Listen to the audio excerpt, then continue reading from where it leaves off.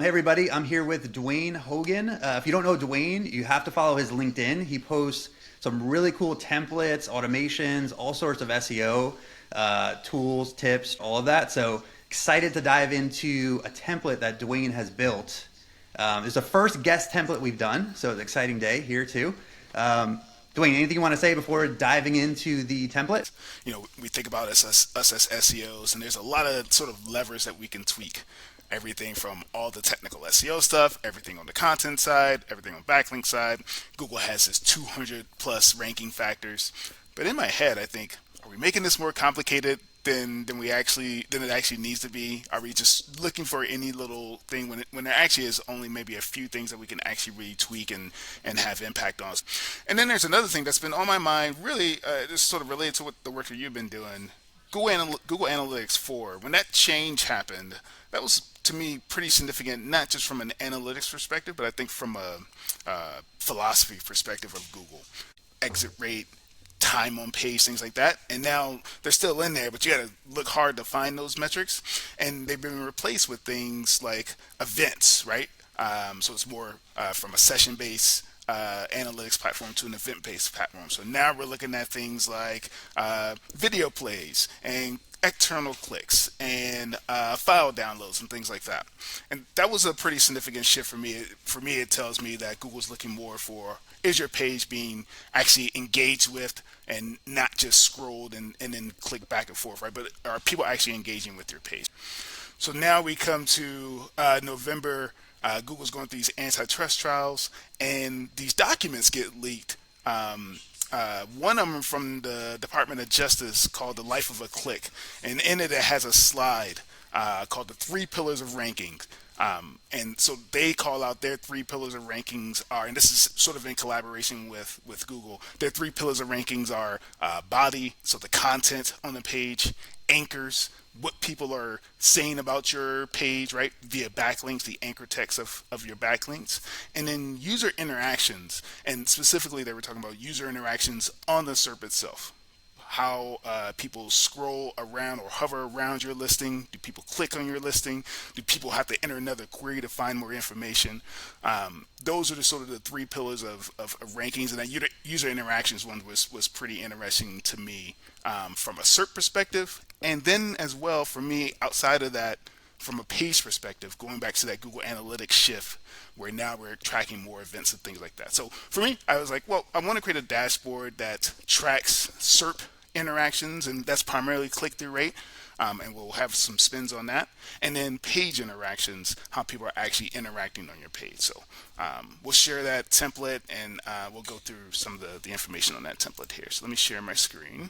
I love the idea too, because we've been doing a lot to try to track click-through rate in different ways and pairing that with like what happens when they get to the page and some of the engagement metrics now in GA4 and tying the two together, I think is a cool concept that when you do both, you can kind of get a good picture of where something might be working, where maybe you need to focus on, yeah, title and meta tags, or maybe something on the page.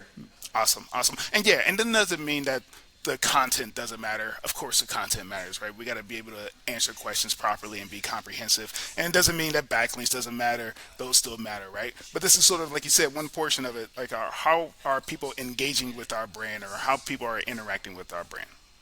So there's two pages on here. It's actually a pretty simple report, but like I said, I think with that context of what I just presented, actually it can be pretty powerful. So two pages: a SERP interactions page, and then a page interactions page. So I'm looking at the SERP interaction and then the on-page interaction itself. So we'll start with that SERP interactions page. So this one again, what we have access to is clicks and click-through rate. So I got impressions, I got clicks, I got click-through rate.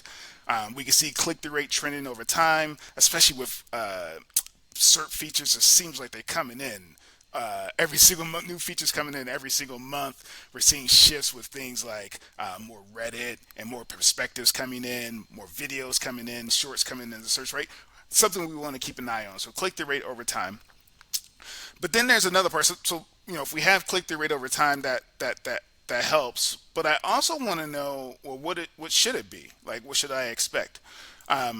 So Advanced Web Ranking every month they go through and they look at all their data and they track organic click-through rate history, right? So for each type of SERP, we can see what the click-through rate is by position.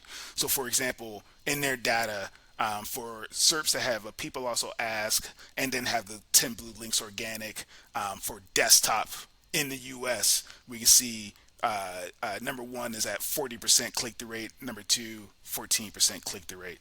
And we can do that for a bunch of different combinations of SERP features and for mobile or desktop. And so I use that table as like the expected click-through rate. I think for this one I'm using people also ask plus organic plus feature snippet, that type of combination. And so for here, this query here, hack Google form, an average position of 9. I'm getting a 0% click-through rate here when I should be getting a 1% click-through rate here. And if it was more traffic, you would see like a clicks lost or gained, right? How many clicks should we have gotten, or how many clicks are we losing because we're not hitting that expected click-through rate? So I can see underperforming and I can see optimized, what that looks like as well. And then again, how many clicks have I gained because it's optimized? So now this is easy for me to go through these keywords and say, oh, if I want to rank better for these, or if I want to get more traffic for these keywords, let's update the title tag, let's update meta description. If there's a featured image that appears in the SERP, let's update that. If there's any other SERP features that we can add, star ratings, FAQ, how to, stuff like that, what can we add in here to sort of boost that click-through rate? And that's just using Google Analytics, Google Search Console data and that click-through rate history. So that click-through rate table, I essentially exported out of advanced web ranking. I put it into a Google Sheet, and now this Google Sheet is now a data source that can be used. And this could be updated over time. You can also update this Google Sheet not based off of advanced web ranking, but you can base it off of your own data, right? So if you have your own sort of click-through rate table that you can pull out of Search Console, you can use that as well.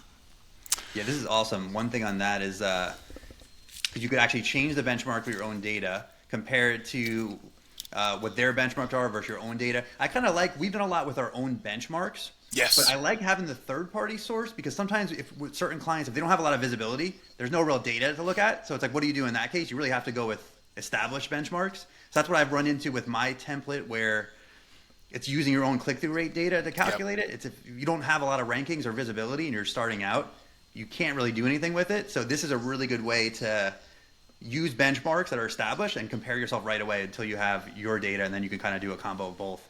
Totally. This is a brand new website. 13 clicks in the last 28 days. We're not having any click-through rate data, right? So we can pull that in there. And for that, this is this import tab. You would just drop in the export from AWR, and then it sort of updates itself here. Or like I said, just update this table manually with your own data. Awesome. So that's SERP interactions. And then, like I said, so that was the Department of Justice document, life of a click. That's what it talked about. This next one is page interactions. And again, this is going off of what Google is actually looking for based off of things of what they've said around like helpful content, the changes they've made into how we track data inside of Google Analytics 4. This is sort of where I think it's going. So we just have a basic views trend table. This is the last 6 months that gets pulled in. And then I'm pulling in those enhanced metrics, those enhanced events that you can turn on inside of Google Analytics 4. Obviously, if you're using Tag Manager, there's a bunch more events that you can pull into here, and there's a bunch more that you can do in Google Analytics 4. This is just the default events, and maybe later on we'll build like a V2 of this where you can put in your own custom events.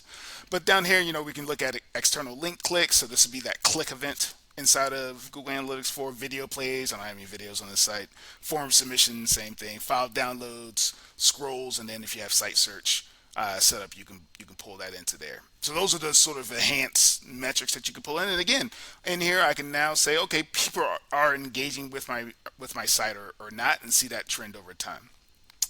And then the other thing I did is in the table below is going to pull in each one of your pages on the site, pull in the views as well, and then pull in all the data from up here. But then what I try to do is just sort of sum up all of those interactions into like an interactions metric. So I have this total interactions metric that takes external link clicks plus plays plus submissions plus downloads, so on and so forth, and that gives me total interactions. And now I can see at an aggregate level which pages are getting interacted with the most.